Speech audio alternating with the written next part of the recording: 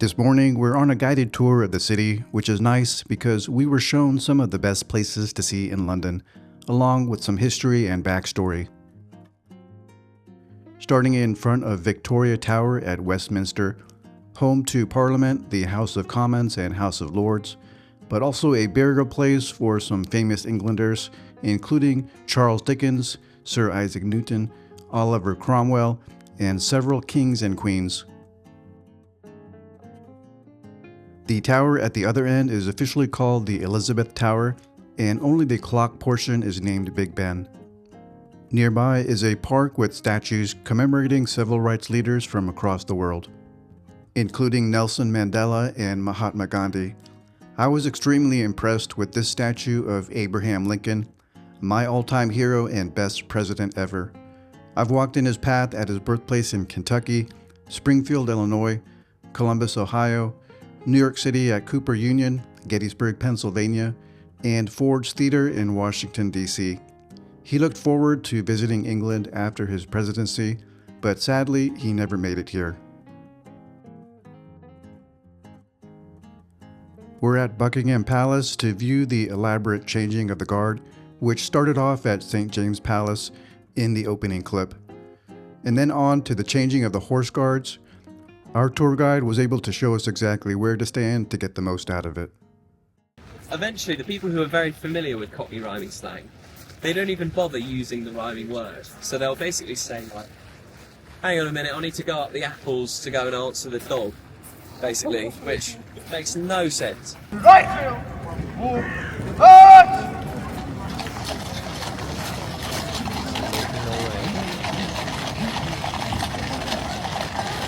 So unlike the foot guard, the cars will be on duty for about an hour. A short car ride brings us to some nice views of the city, Tower Bridge across from the Tower of London. The buildings of the London skyline have some strange nicknames, including the walkie-talkie and the gherkin. And this is the Shard. Again, he showed us exactly where to stand to get a good photo. And this is where my M11 really saved me.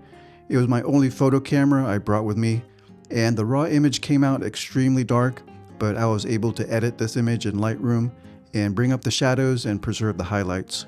So bringing one good camera is definitely worth it. Old Bond Street is another center of watch shopping in London, and it has everything you need.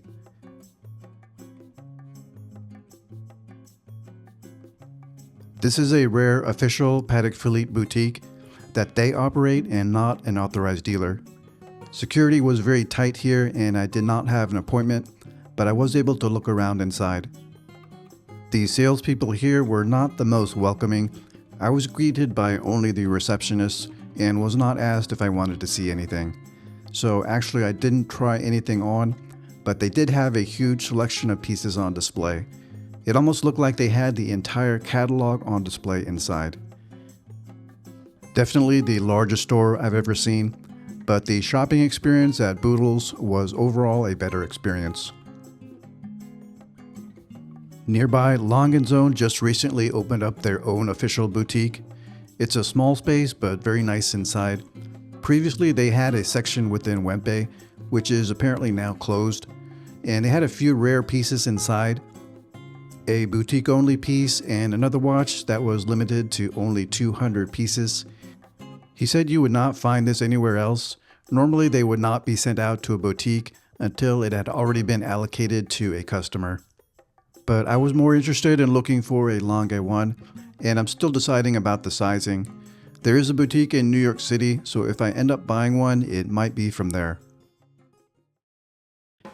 Down the street is the Watches of Switzerland's Rolex store, the largest Rolex store in Europe and second in the world, just behind Dubai.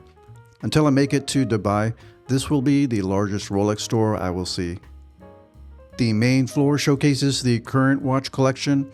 The top floor is only for private consultations, and that seems to be where the purchases happen. But I spent most of the time on the bottom floor, which was for the certified pre-owned watches and a small museum exhibition. This exhibition was dedicated to the Submariner, and it featured a rare Comex Submariner date from 1982. that was given out to divers, and only 200 were ever made. Price on this was £45,000. I found an even better looking watch tucked away in the bottom drawer of the pre-owned section, the 1675 GMT Master II from 1967. With a beautiful fuchsia colored bezel, patina on the loom plots, and a working rivet bracelet that expands over the wrist. They just recently purchased this from a private collector, and it looks like it's been refurbished because it has almost no scratches and it's in excellent condition. Because of its condition, they are asking for more than usual for this watch, £49,000. This might be the most beautiful vintage GMT that I've ever seen in person, and it's in great condition.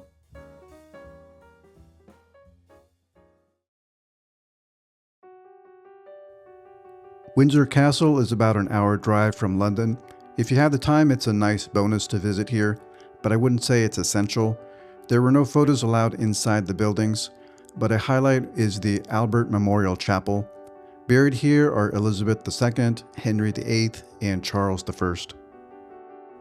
The artwork inside the state apartments was nice to see, and on display is the actual bullet that killed Admiral Nelson at the Battle of Trafalgar.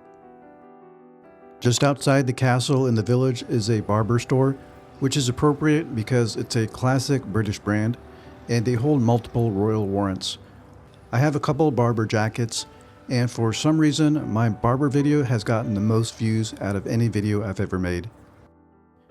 Taking the drive also gave me a chance to see how the British drive on the freeways.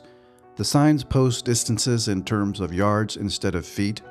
There is a national speed limit, but they also have a variable speed limit, where it changes on the digital signs according to the traffic conditions, which seemed strange to me. Almost back to the Four Seasons, we passed the watches of Switzerland Rolex on the right and the Bucharest Rolex on the left. I had come here the day before. It's a smaller store compared to the Bond Street location, but still plenty on display in the windows. Security here was tight in a different way because of the large locking gates. Again, I didn't ask if anything was available for sale, but I did ask to see the black Oyster Perpetual because I'd never seen this new version yet with the matte black dial. It's not a huge difference compared to the Sunray dial, but it is an improvement.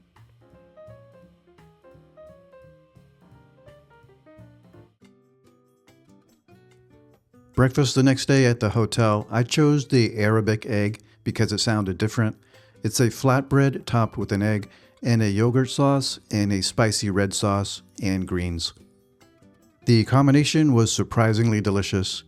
It looks like the spicy red sauce was made in-house and the server would not tell me the exact ingredients. But from now on, I think I'll take my eggs with hot sauce and yogurt sauce on top of a bread and cilantro if I have it. I'm still enjoying wearing the 5226G, and it's now become my go-to travel watch. It's a clean, minimal watch, and I felt safe wearing this watch anywhere I went in London.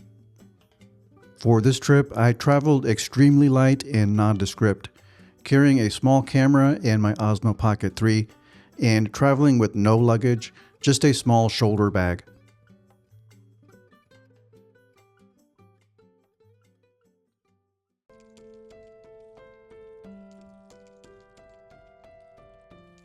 The drive out to Stonehenge was long, but it was worth it.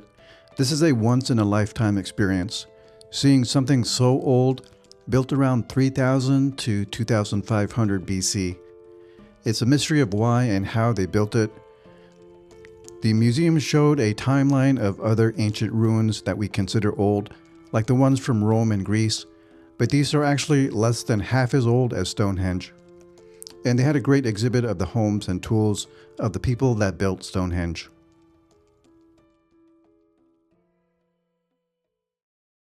The driver dropped us off for lunch at this quaint country restaurant.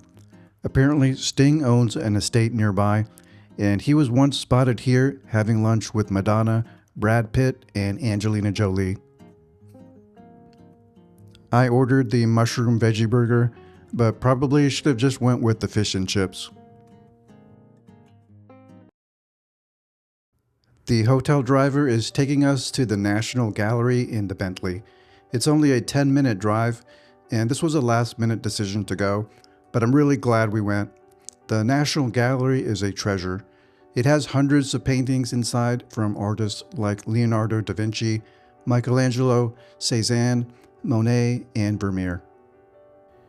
It's right across from Trafalgar Square, which is also worth seeing. This was built right within view of government buildings and was meant as a place for people to meet or demonstrate. And there was actually a huge protest here just 2 days ago. The statue of Admiral Horatio Nelson sits on top of a very large column built to the exact height of the mainmast of his flagship HMS Victory. I was impressed with the Museum of Modern Art in New York City last December when we saw Starry Night, but this is even better, even more Van Goghs in this museum.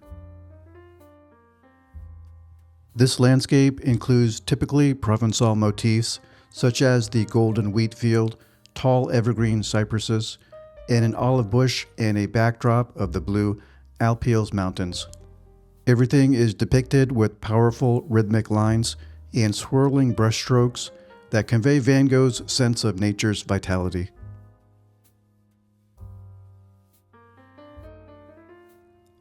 This painting of a simple chair set on a bare floor of terracotta tiles is one of Van Gogh's most iconic images. The picture was a pair to another painting, Gauguin's chair.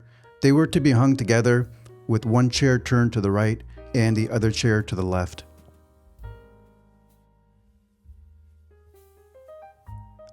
Many consider this to be among Van Gogh's final paintings before his suicide in 1890. Here Van Gogh captured the scene with strong outlines and rapid brushstrokes. He composed the view with a high horizon. One diagonal made by the cottages leads the eye down into the valley, the other cutting across it. This creates a crowded jumble of roofs and gables that seems to merge with the fields on the hillside behind them. Shout out to Miami Mark, who correctly named all of these paintings. The National Gallery is a great place to visit.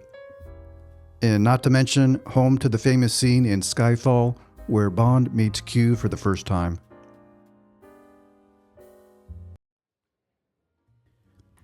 We're at London Heathrow Airport on the way back home, but I have to stop at just one more Rolex store. This was the only store where I asked if anything was available for sale, because I thought there might be less competition in the airport. This is another Watches of Switzerland store, but a very small store. No steel Rolex for sale, but they did have 3 gold pieces available for sale. The one that grabbed my complete attention was this beautiful new off-catalog 42mm yellow gold Yachtmaster encrusted with diamonds.